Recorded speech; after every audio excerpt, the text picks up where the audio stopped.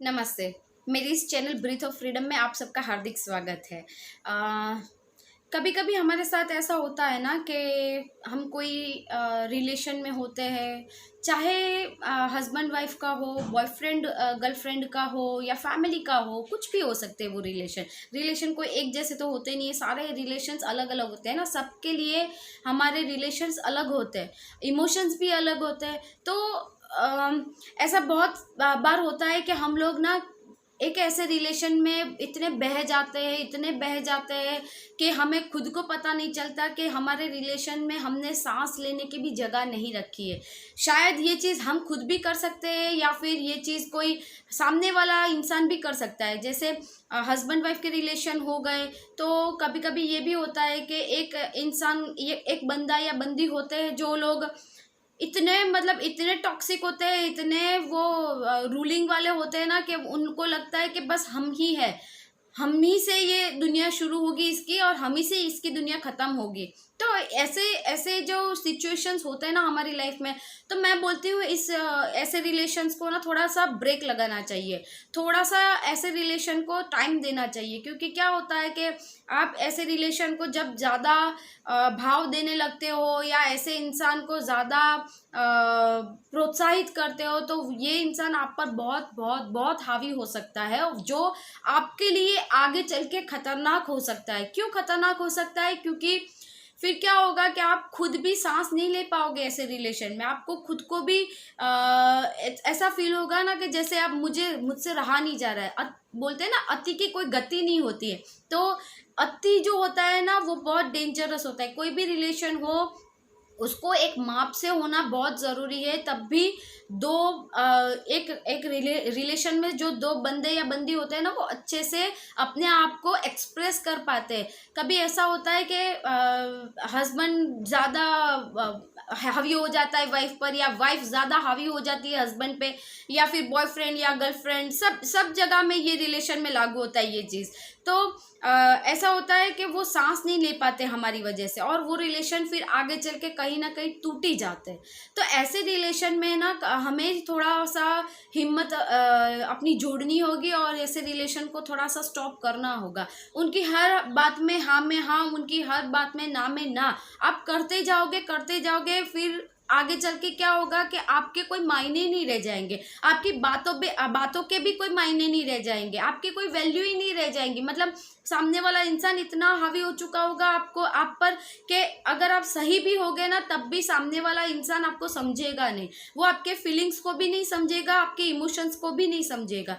तो थोड़ा सा ब्रेक ले लो ऐसे रिलेशन। अगर आपका भी ऐसा कोई रिलेशन है तो इसमें से थोड़ा सा आपको ब्रेक लेने की ज़रूरत है। थोड़ा टाइम अपने लिए निकालो, थोड़ा टाइम उनको भी दो।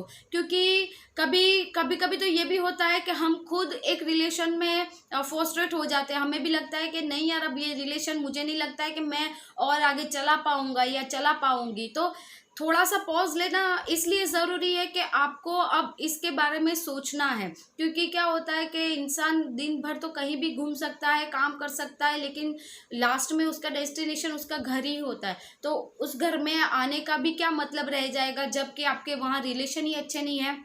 फिर तो वो होटल जैसा ही हो गया ना।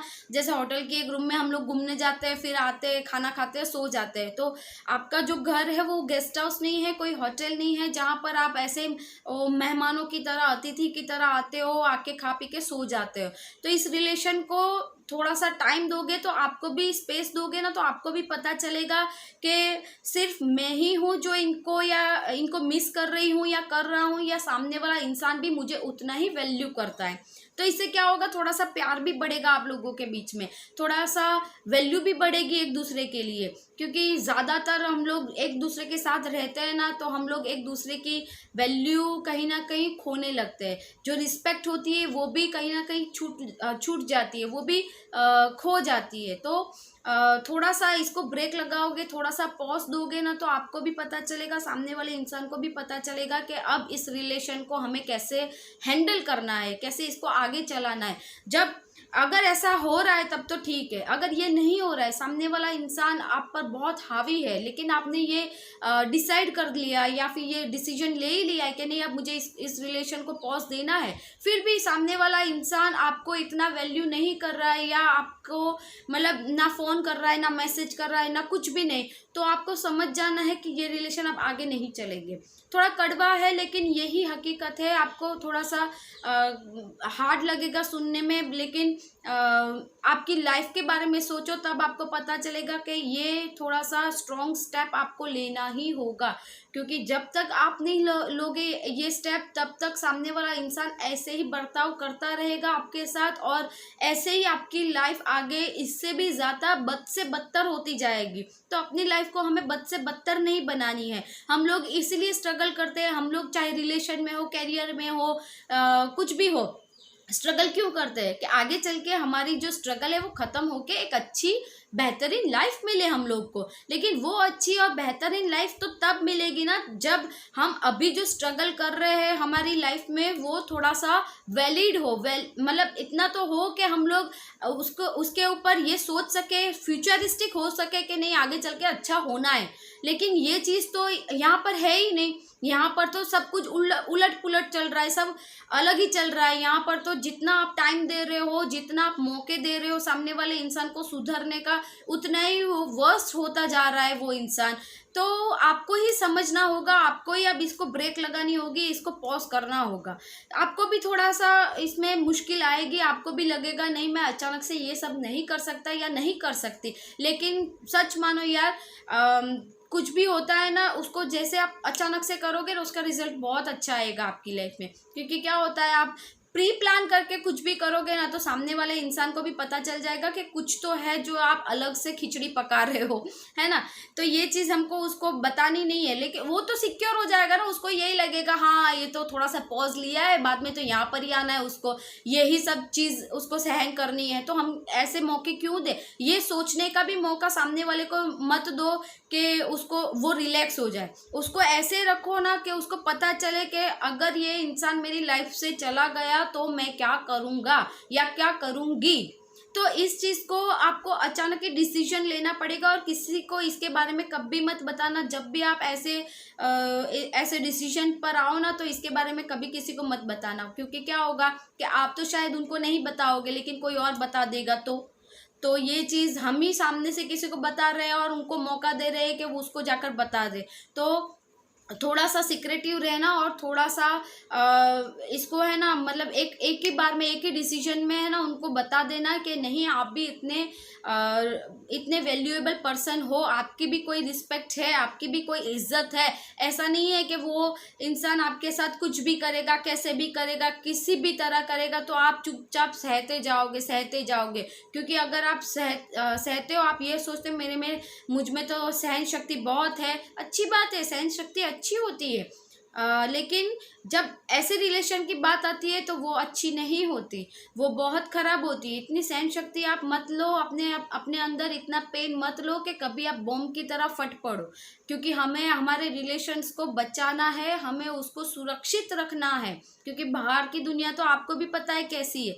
तो ये सारी चीज़ों से हमें इस रिलेशन को जब बचाना है तो हमें ही पहला कदम उठाना पड़ेगा, हमें ही इस रिलेशन को कहीं ना कहीं सुधारना पड़ेगा।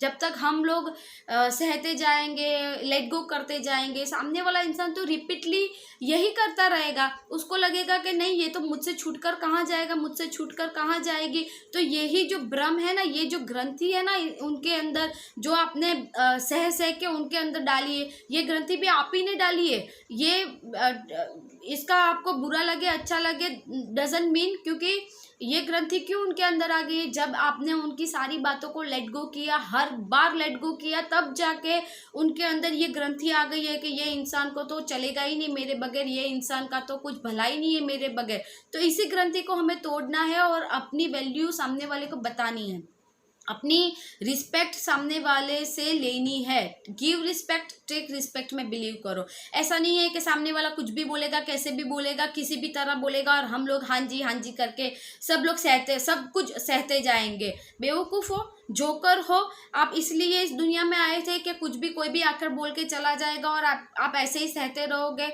आप पपेट हो किसी के हाथ के कोई भी आकर ऐसे पपेट की तरह आपको ऐसे ऐसे खिलाएगा और आप खेलने लगोगे। आप भी एक इंसान हो, आप में भी इमोशंस है, आप में भी फीलिंग्स है, आप में भी दर्द है, पेन है, सब कुछ होता है ना। भूख भी लगती है हम लोग को, नींद भी आती है, हम भी उनकी तरह एक इंसान ही है। तो खुद को पहले इंसान समझो, क्योंकि आप कहीं ना कहीं भूल चुके हो कि आप इंसान हो। आप यही सोचते हो कि मेरी दुनिया उस इंसान से ही शुरू हो रही है, उसी इंसान से खत्म हो रही है मेरी दुनिया। नहीं, इसके आगे भी दुनिया बहुत है, इसके बाहर थोड़ा सा निकलो और अपने आप को एक्सपांड करो। इसी वो बोलते हैं ना, एक ही जगह पर बैठ गए ना तो आप कोई इंसान ऐसा नहीं है जो आपको बचा सकेगा, आपको आगे आगे ले जा सकेगा। अगर आप ये सोच रहे हो कि नहीं कभी ना कभी तो मेरे साथ ये होगा, कभी ना कभी तो ऐसा होगा, तो आप अपने आप को ही चीट कर रहे हो। दूसरों से क्या गिला शिकवा करोगे जब आप अपने आप को ही मूर्ख बना रहे हो, जब आप अपने आप को ही चीट कर रहे हो, तो दूसरों से क्या एक्सपेक्ट करते हो आप कि वो इंसान आपसे वफादार रहे, वो इंसान आपको अच्छा अच्छा सब कुछ अच्छा अच्छा बोले, अच्छा अच्छा रखे? नहीं हो सकता यार। जब आप खुद को ही इतना वैल्यू नहीं करते, दूसरों से क्या एक्सपेक्ट करोगे? तो इस चीज को प्लीज समझो और अपने रिलेशन को समझो। थोड़ा सा पॉज लगा दो, फुल स्टॉप मैं नहीं बोलती हूँ, थोड़ा सा कॉमा लगा दो और उसको समझाओ आपकी वैल्यू बहुत जरूरी है। अगर इस रिलेशन को आपको टिकाना है, आपको लगता है कि नहीं मुझे इस रिलेशन को लाइफ लॉन्ग लेकर चलना है, तो आपको सामने वाले इंसान को समझाना पड़ेगा, आपको उनको जताना पड़ेगा कि आप कुछ हो। आप ऐसा नहीं है, गाड़ी होती है ना, उनके पहिए से ही वो चलती है, और वो दो पहिए के बगैर नहीं चल सकता यार। साइकिल नहीं चल सकती, वो कुछ बैल भी नहीं चल सकते ना, दो पहिए तो चाहिए उनके लिए। तो पहिए हो, आप भी एक पहिया हो, एक निकल गया तो दूसरा तो ऐसे ही गिर जाना है। तो आपकी भी इतनी वैल्यू है, ये चीज सामने वाले को समझाओ, तब जाके आपकी लाइफ अच्छी होगी। देखो, पूरी लाइफ का रोना रोना, इससे अच्छा तो यही है थोड़ा स्ट्रांग बन के एक हेल्दी डिसीजन ले लेना। और ये एक हेल्दी डिसीजन इसीलिए है क्योंकि जब तक आप ये डिसीजन पर नहीं आओगे या ऐसा कुछ उनको समझाने के लिए नहीं करोगे ना, तब तक तो मुझे नहीं लगता है भैया सामने वाला इंसान कुछ भी समझ पाएगा, क्योंकि वो तो आप करके देख चुके हैं। अब ये भी कर लो, आई एम श्योर कि ये आपके लिए वर्क करेगा ही करेगा। और बिल्कुल उनसे कांटेक्ट नहीं रखना है जब तक आप ये सोचो कि मुझे 1-2 महीना सामने वाले इंसान को बताना ही है। तब तक के लिए आपको बिल्कुल भी उनके बारे में नहीं सोचना, नहीं उनको फ़ोन करना, नहीं उनको मैसेज करना, कुछ भी नहीं। इतना स्ट्रॉन्ग तो आप रह ही सकते हो ना अपने लिए, अपने रिलेशंस के लिए। तो प्लीज़ इतना करना, प्लीज़ करना। आपके लिए मैं बोल रही हूँ, आपके रिलेशन को बचाने के लिए मैं बोल रही हूँ। ठीक है, अगर वीडियो पसंद आया है तो प्लीज़ लाइक शेयर सब्सक्राइब करना भूलना नहीं। और मैं फिर मिलूंगी एक नए वीडियो के साथ, तब तक के लिए हर हर महादेव।